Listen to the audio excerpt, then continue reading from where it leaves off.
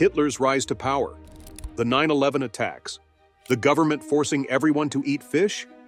You've probably heard about Nostradamus's big predictions, but are you ready for a future where politicians control your plate, genetically modified superhumans go to war, or, brace yourself, the sun vanishes from the sky? Sounds wild, but some believe these could be the next prophecies to come true. Let's take a closer look at the man behind the predictions, the people who swear by them, and how his eerie visions could shape the world in the years ahead.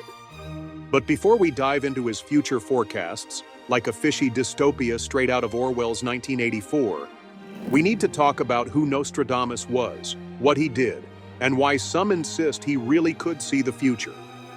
Michel de Nostradamus was born in 1503 in Saint-Rémy-de-Provence, France, into a well-off family. Times were tricky, though. To avoid losing everything, his grandfather made the tough call to abandon their Jewish roots and convert to Christianity. Along with the change in faith came a new last name. Gassonet became Nostradamus, meaning Our Lady, a nod to the Virgin Mary. At 14, young Michel enrolled at the University of Avignon to study medicine. But before he could get too far, the bubonic plague hit, and the university shut its doors. Instead of heading home, he set off on his own, traveling the countryside as an apothecary, experimenting with herbal remedies and folk medicine.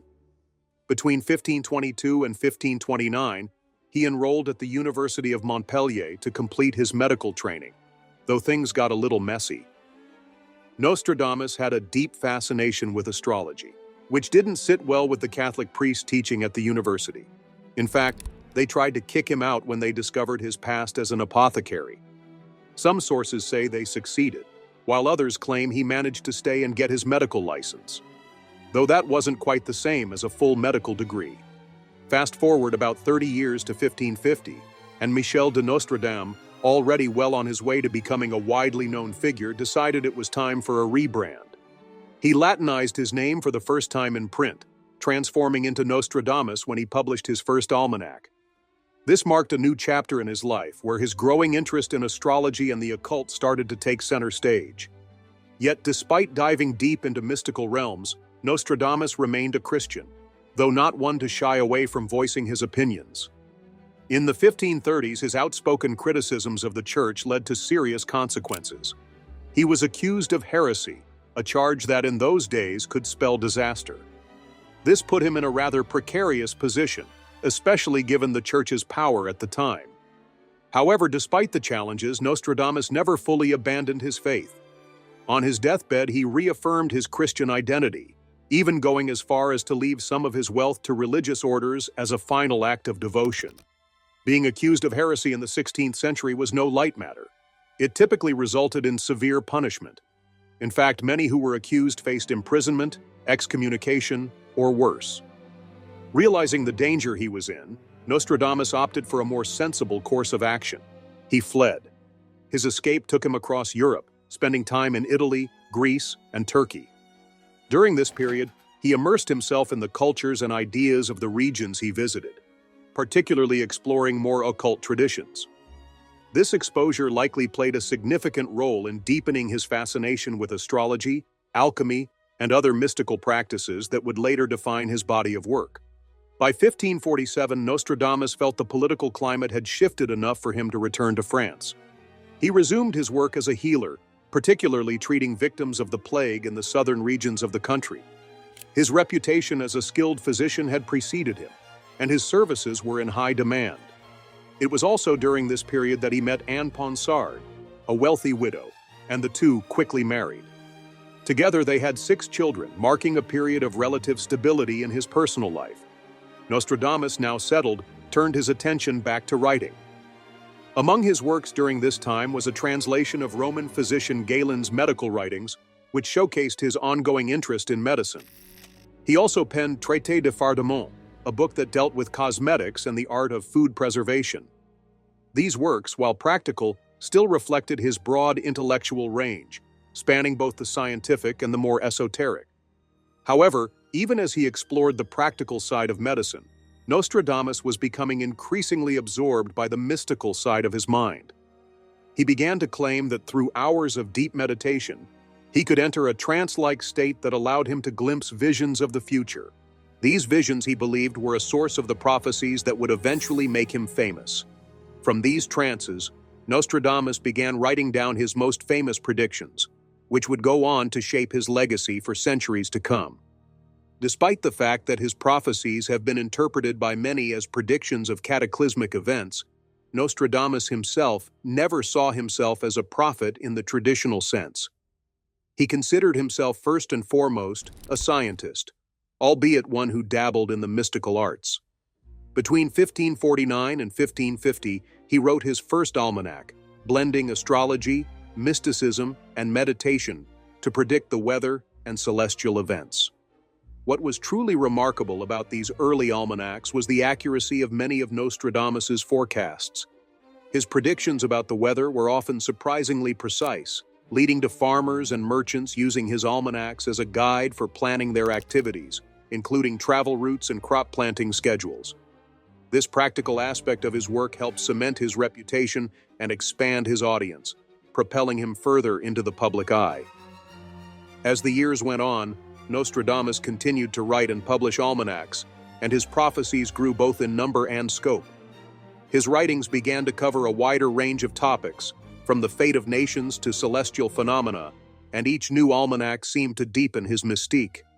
Despite his scientific approach to prediction, the blending of astrology, mysticism, and meditation left many people wondering if there was something more to Nostradamus than simply a gifted astrologer. With his growing influence, Nostradamus became a household name across Europe, and the prophecies he shared in his almanacs were taken with increasing seriousness. The mystique surrounding him, combined with the striking accuracy of some of his forecasts, ensured that his legacy would endure long after his death. But fame comes with a price. As more people started paying attention to his work, he also attracted critics. Rival astrologers and scientists dismissed his methods as unscientific, calling his work amateurish. That didn't stop wealthy and powerful people from eagerly buying into his predictions, though.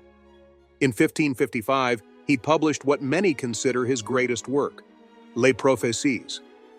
This collection of poetic four-line verses, known as quatrains, was grouped into 10 sections of 100, called centuries. Despite the name, these centuries weren't tied to actual years, which later caused confusion. Since Nostradamus never attached specific dates to his prophecies, people could interpret them however they wanted, sometimes bending them to fit historical events. Even with the obvious flaws in his predictions, Nostradamus still caught the attention of France's elite. Catherine de' Medici, the queen consort of King Henry II, was so intrigued that she hired him to create horoscopes for her children. Soon, aristocrats and rulers were lining up to have their fortunes told, even if his predictions were wrapped in cryptic, symbolic language. On July 1st or 2nd, 1566, at the age of 62, Nostradamus passed away from natural causes. And in true Nostradamus fashion, he supposedly saw it coming. About a year before his death, he wrote an entry in his almanac predicting his own passing. As the year went on, he began settling his affairs. In June 1566, he met with his lawyer to finalize his will, leaving most of his fortune to his wife and children.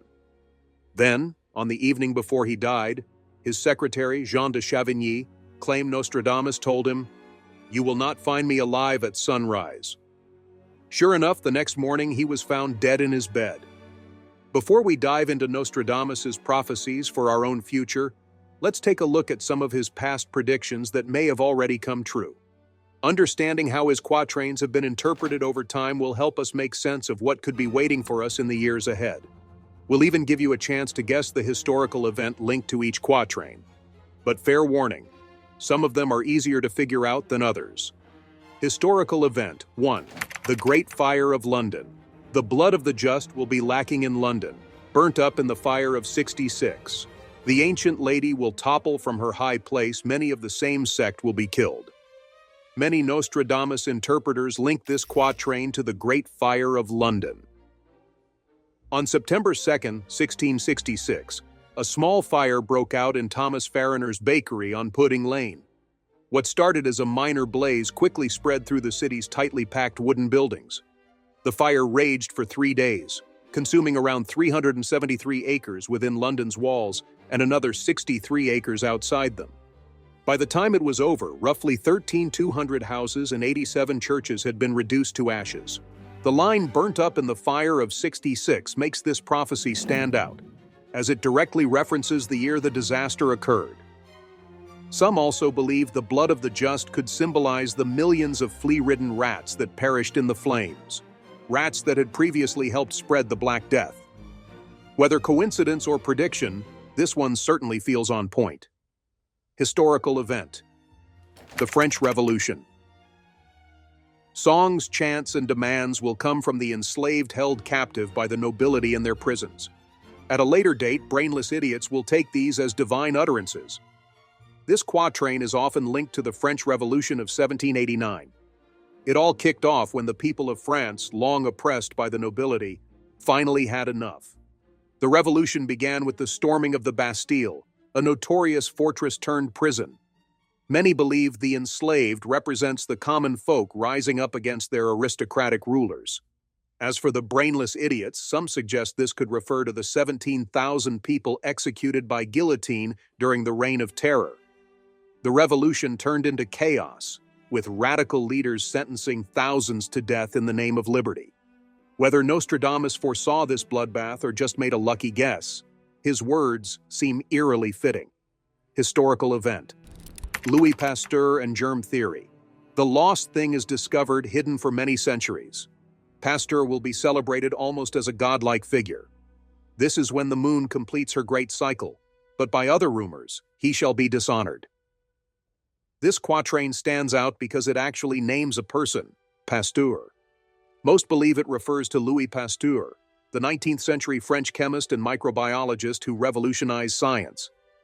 He discovered that microorganisms cause fermentation, proved the germ theory of disease, and developed the first vaccines for rabies and anthrax.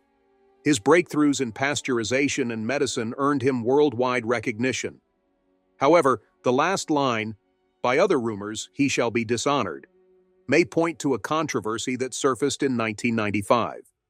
Historian Gerald L. Geisen published The Private Science of Louis Pasteur, which claimed Pasteur had taken credit for another scientist's findings when developing his anthrax vaccine. This could explain the rumors Nostradamus mentioned.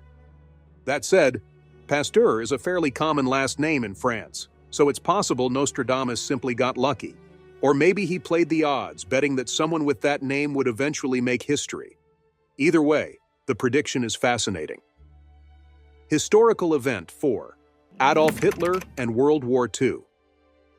From the depths of the west of Europe, a young child will be born of poor people. He who by his tongue will seduce a great troop. His fame will increase towards the realm of the east. Beasts ferocious with hunger will cross the rivers. The greater part of the battlefield will be against his stare. Into a cage of iron will the Great One be drawn, when the child of Germany observes nothing. These quatrains are often linked to Adolf Hitler and the rise of the Nazis. Hitler was born to poor parents in Western Europe and used his rhetoric to gain mass support. Some believe his fame will increase towards the realm of the East, refers to the Nazi push into the Soviet Union or their alliance with Japan. A major point of debate is Hister. Some argue it was a misspelling of Hitler, making the second quatrain eerily accurate. Others suggest it refers to Ister, the Latin name for the Danube River, fitting since Hitler was born just miles from it. Whether this is a prediction or coincidence remains unclear. Historical event 5: The assassination of John F. Kennedy. The ancient task will be completed. From on high, evil will fall on the great man. A dead innocent will be accused of the deed. The guilty one will remain in the mist. This quatrain is often linked to JFK's assassination in 1963. The phrase "from on high" could refer to the shots fired from the Texas School Book Depository. While Lee Harvey Oswald was identified as the shooter, he was killed before standing trial and insisted he was being framed. The lines, "a dead innocent will be accused," and "the guilty one will remain in the mist," fuel conspiracy theories that a larger plot was at play. For those who believe in such theories, Nostradamus's words seem to fit. Historical event: the 9/11 attacks. The sky will burn at 45 degrees. Fire approaches the great new city. By fire he will destroy their city, a cold and cruel heart, blood will pour. Mercy to none. This quatrain is one of the most cited in modern times. Many believe it predicted the September 11, 2001 attacks on the World Trade Center in New York. The great new city is often interpreted as New York, while fire approaches aligns with the planes crashing into the towers. The reference to 45 degrees is debated, as New York City's latitude is actually 40.73 degrees north, closer to 40 than 45. Despite this, some interpret a cold and cruel heart as referring to Osama bin Laden, the mastermind behind the attacks. While these examples show how Nostradamus prophecies are structured, their vagueness allows for multiple interpretations.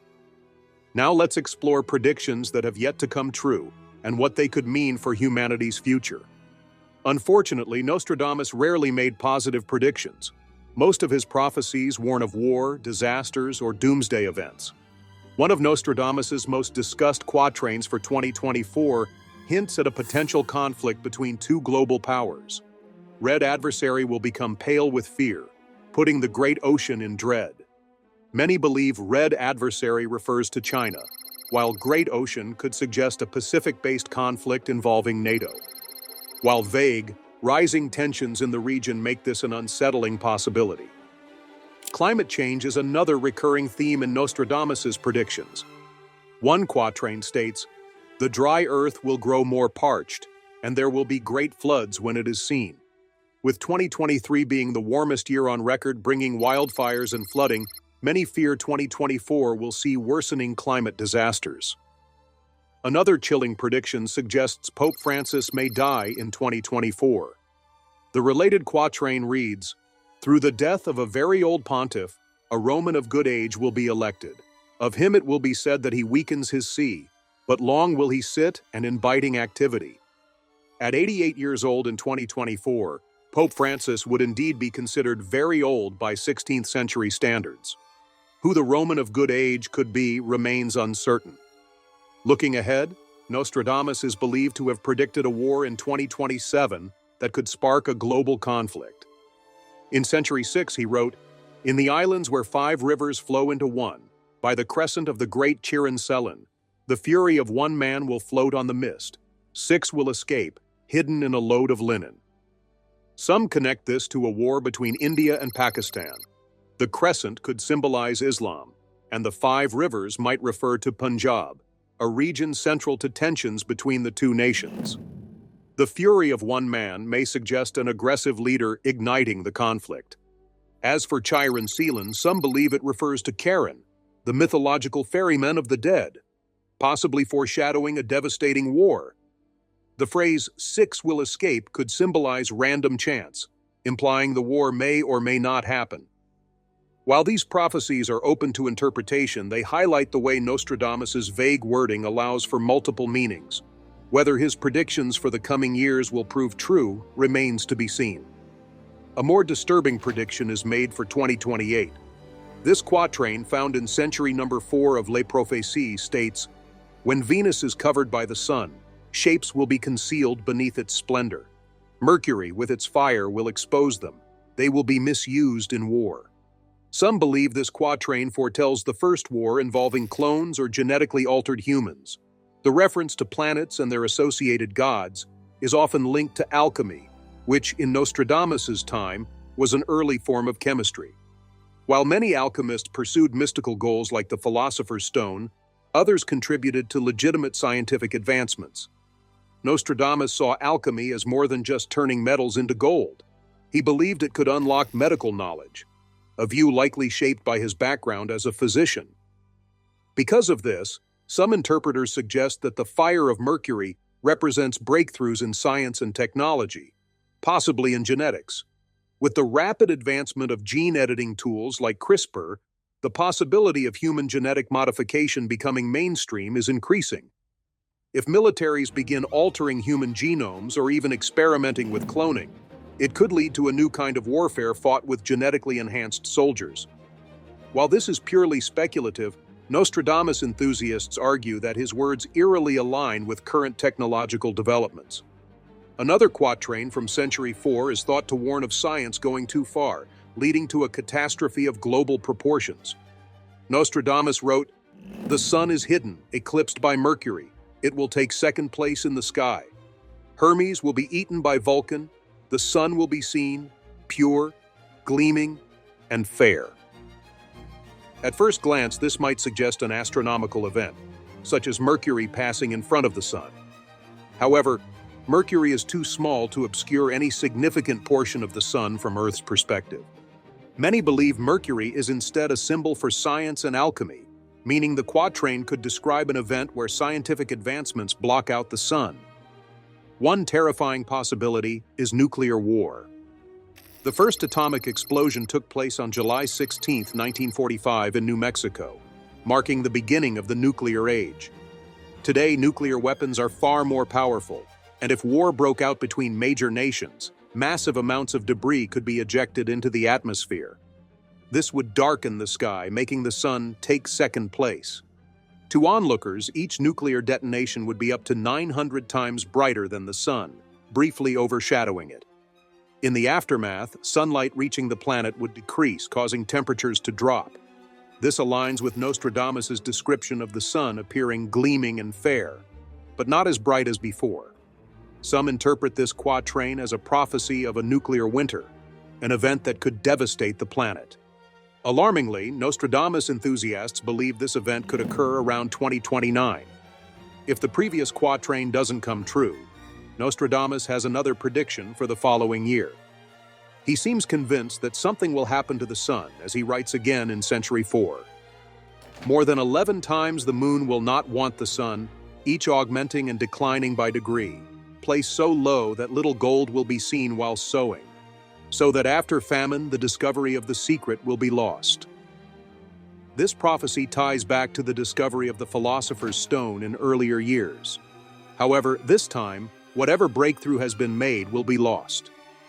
Unlike previous catastrophes, this one does not seem to be caused by human action, but by a natural phenomenon that plunges the planet into darkness. Some interpreters believe this quatrain predicts a cosmic event where the moon or another celestial body interferes with the Earth's relationship with the sun. A more likely but equally devastating scenario could be an asteroid impact. If a large enough asteroid were to strike the planet, the resulting debris could darken the sky, obscuring both the sun and the moon. This would lead to the famine mentioned in the prophecy, along with the collapse of civilization. Some believe the phrase, "the discovery of the secret will be lost," means that scientific knowledge would be forgotten, sending humanity back into a new dark age. The next quatrain, linked to the year 2032, takes a different turn. Nostradamus writes, "A time will come when meat gives way to fish, communal law will go against the people. The old order will fight hard and then be ousted, the will of the people will be repulsed." The first line suggests a shift away from meat consumption. Some speculate this could refer to a rise in vegetarianism, but taken literally, it seems to imply that fish will become the dominant protein source. The following lines, however, are more concerning. "Communal law will go against the people," implies that this dietary change will not be voluntary but enforced by the government. If true, this could mean that poultry, beef, and pork will be restricted or banned in favor of fish and plant-based alternatives. The phrase, "the old order will fight hard and then be ousted," likely refers to the fall of democracy. The next line reinforces this idea, as "the will of the people will be repulsed," suggests that citizens once had a say in these matters but no longer do. While the quatrain does not specify which nation will experience this shift, later predictions may reveal more details. Some believe that meat gives way to fish is not only about diet, but a symbolic warning that in 2032 personal freedoms will be stripped away, creating a dystopian society reminiscent of Orwell's 1984. Fortunately, Nostradamus predicts that this oppression will last only 2 years. A quatrain found in Century number 7 lays the groundwork for an upcoming event that will restore power to the people. The first quatrain states, "Trickery will reign, the army will be stripped, an obsession with class, spying given free rein. False friends will unite hatred, once quiescent, will be reawakened." This quatrain has been interpreted by some as a prediction of an uprising by 2033.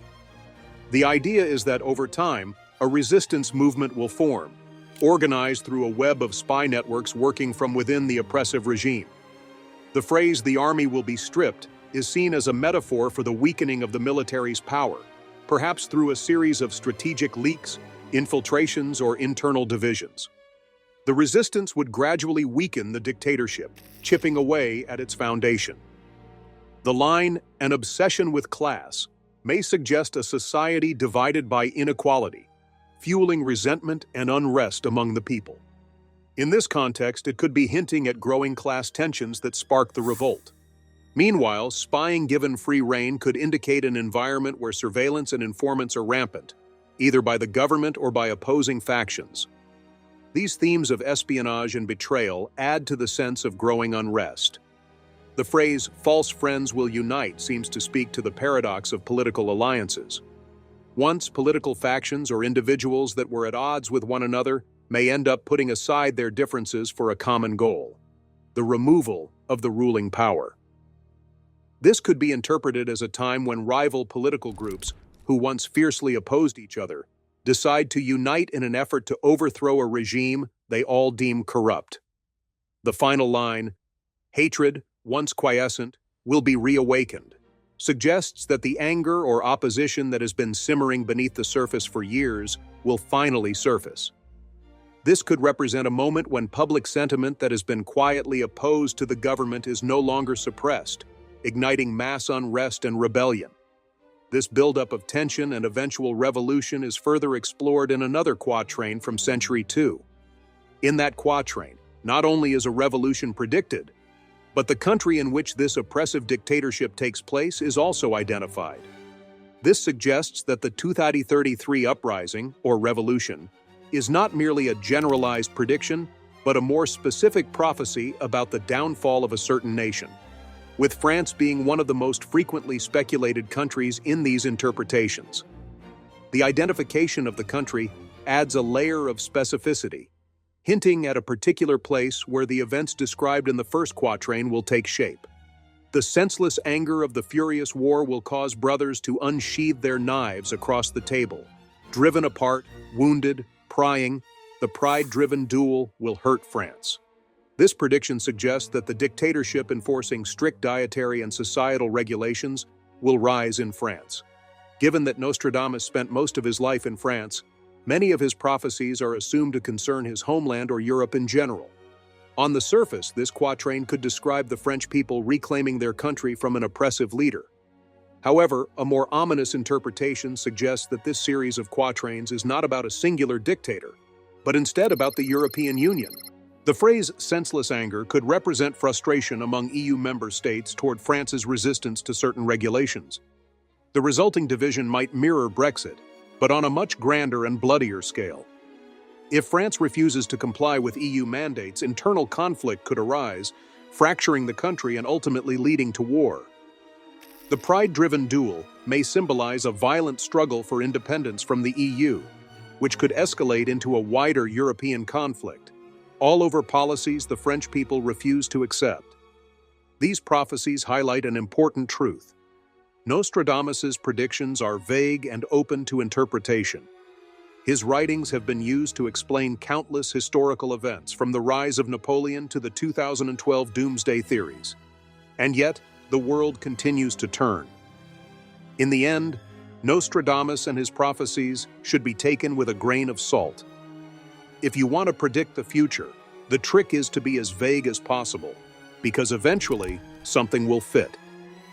This brings us to the question: could Nostradamus's future prophecies, discussed in this video, ever come true? The answer is probably not, and here's why. Nostradamus was not a fool. He understood that his fame and legacy depended on the perception of his predictions being accurate. To achieve this, he filled his quatrains with rich symbolism tied to various forms of mysticism, making them open to many interpretations. This means any given quatrain could have multiple meanings, depending on whether the reader interprets his words literally, metaphorically, or symbolically.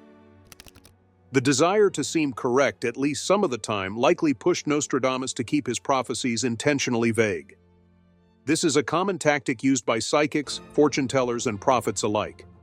The vaguer a prediction is, the more likely it can be applied to future events, however random.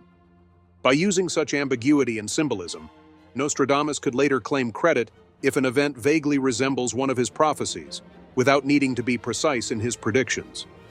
Ultimately, each time someone claims that Nostradamus's predictions have come true, they are interpreting his quatrains to fit a specific event, rather than the other way around. This practice of applying his words to contemporary occurrences suggests that Nostradamus wasn't necessarily an all-seeing prophet. Rather, it seems more likely that modern enthusiasts are particularly skilled at finding connections between the vague, cryptic language he used and current events, regardless of how far removed they may be from his original context. His quatrains were often so broad and symbolic that it's not hard to see how they could be reinterpreted to fit nearly any significant historical or global event. The flexibility of his language allows for a wide range of interpretations, making it easier for people to retroactively link his predictions to things like wars, natural disasters, or political upheavals. Additionally, it's crucial to consider the impact of translation when examining Nostradamus's work. Each time someone translates his original French into modern English, German, Chinese, or any other language, there are inevitable differences in interpretation. Words and phrases used in the 1500s may not have the same meanings or connotations in today's languages.